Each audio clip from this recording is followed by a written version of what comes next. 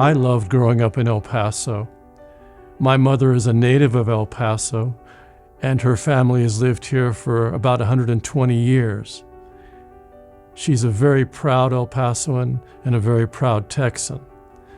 On the other hand, my father was from Boston, and he was a very proud Bostonian.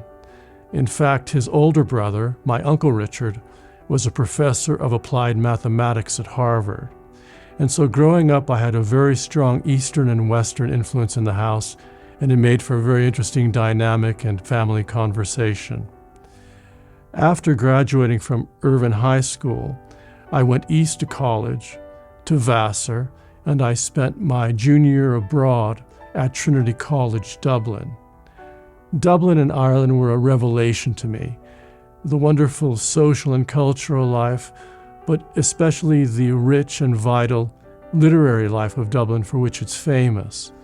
And so when I returned for my senior year at Vassar, the day after commencement, I caught the next flight out of New York and moved to Dublin to pursue the life of a writer in the great European tradition. The Irish literary renaissance was still alive in the late 20th century. It had begun in the 19th century, but it was still alive when I lived there. It was in the air and in the speech of the people. Dublin was still the city of W.B. Yeats and James Joyce, and even of Johnathan Swift, the author of Gulliver's Travels. That is the 18th century, and much of Dublin's finest architecture is 18th century. In fact, one could say that Dublin is a Georgian city. I would even go further to say that at a deep level, Ireland was the Ireland of Edmund Spenser, the poet of the Faerie Queene. That is the 16th century. What really brought home the Irish literary renaissance to me and its presence was that I had the honor of having tea with W.B. Yeats's son. I didn't know him, but a great friend of mine knew him very well, Patrick Clancy. Clancy was an architect and a literary man. He knew all of the important writers in Dublin and many of the writers in London.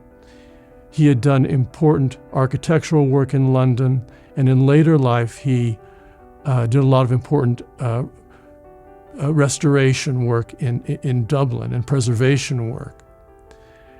But early in his career, he designed the Poets' Corner in St. Stephen's Green, which is the beautiful gardens in the center of Dublin. And the showpiece of the Poets' Corner is the famous bronze statue of W.B. Yeats. So he knew Yeats' son very well, and the three of us had tea together in the famous Bewley's Cafe. And I went on to write and publish 7 books of poetry there, and I'd like to read a short selection for you now. The Baptism of Christ.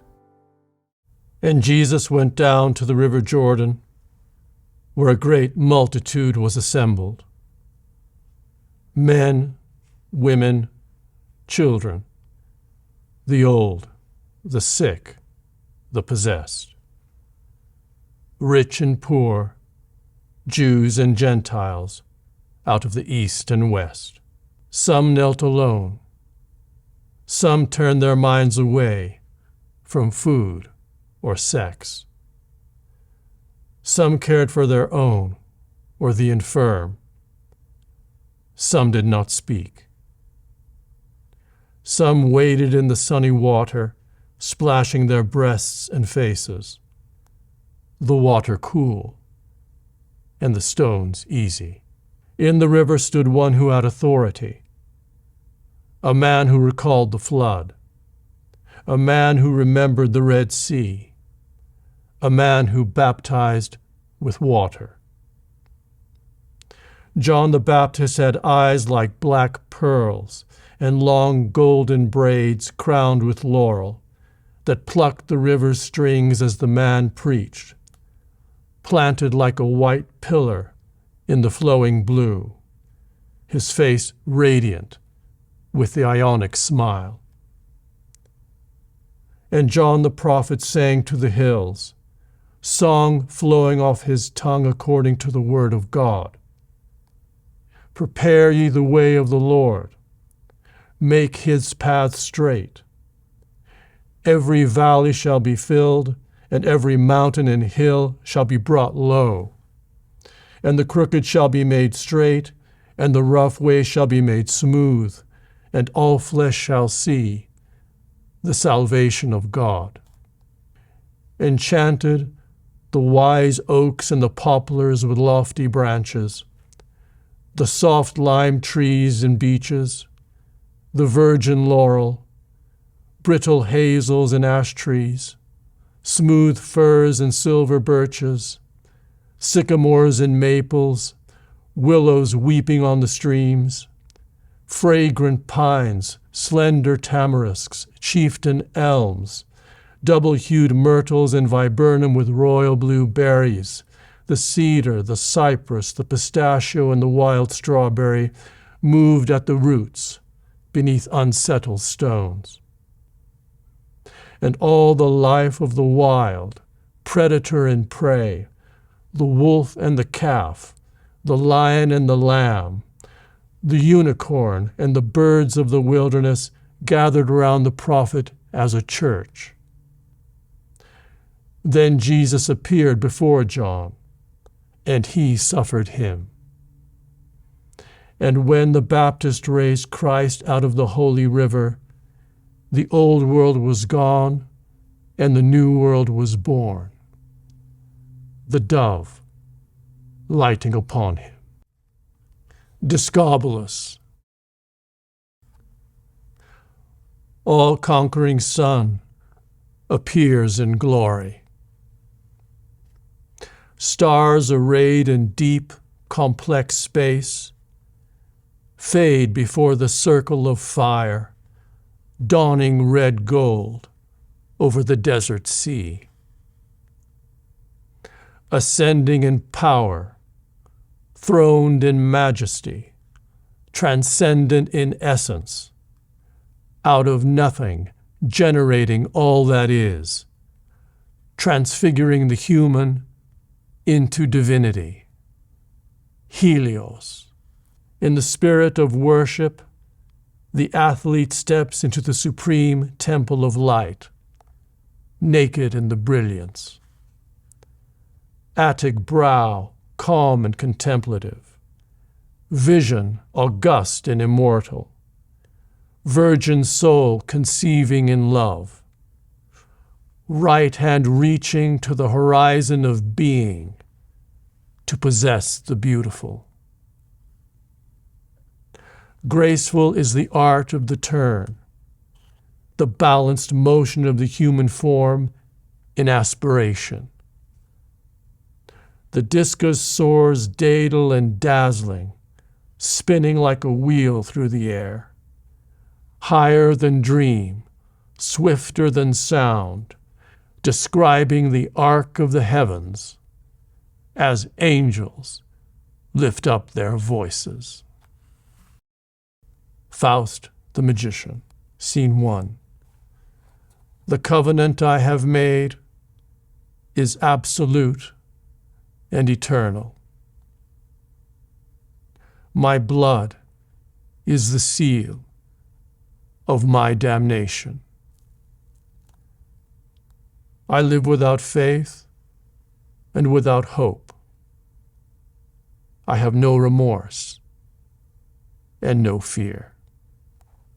I have sacrificed my son on the one true altar before which the generations tremble and follow to their graves. Like the ghostly pagans whose perfect conviction and courage make us poor in religion and action, I gave his life and mine to the commanding deity. These hands, which were weak and ignorant, have given what was more vital to me than the beating of my heart, dearer than my bosom where he lay his head, my breast, which I have torn apart. My son was the most beautiful being of this new age. It's Apollo.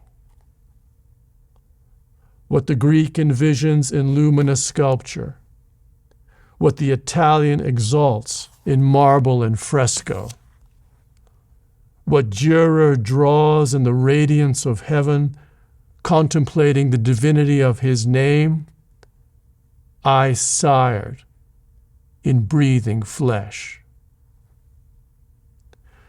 I perform this liturgy as proof of my will to be what I was ordained to be from the beginning, a God on earth.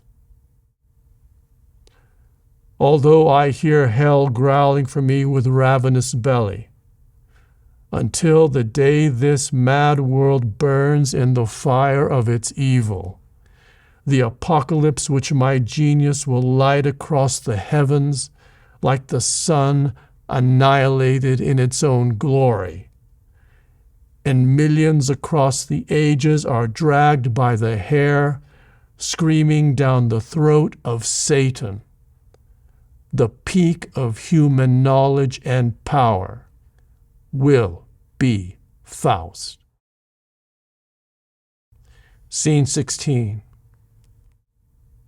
When Hercules ascended out of hell, his ancient enemy drove him mad.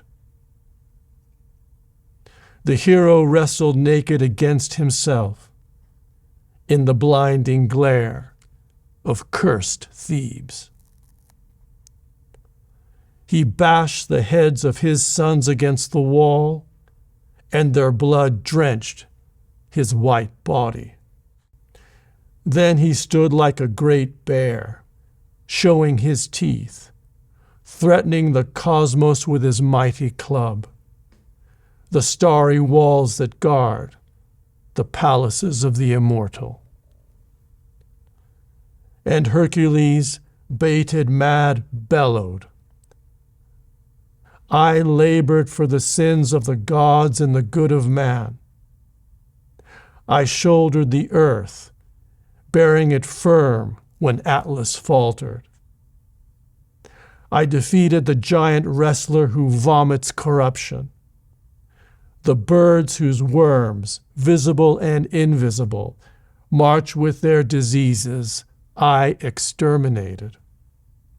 The boar that tears up the fields with its tusks and starves nations to death, leaving nothing but bones, I burned in the pit.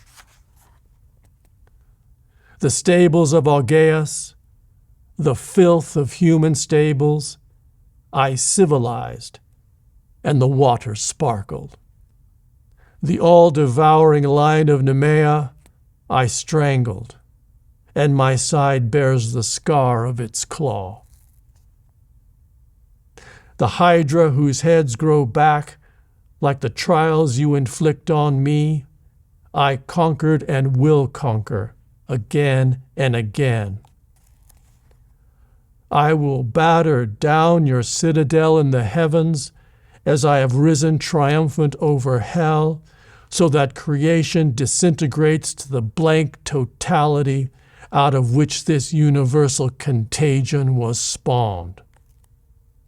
Then Hercules collapsed in the chains of his insanity and wept in his wretchedness. And Theseus, who he delivered from hell, brought Hercules to Athens to become clean. Scene 22.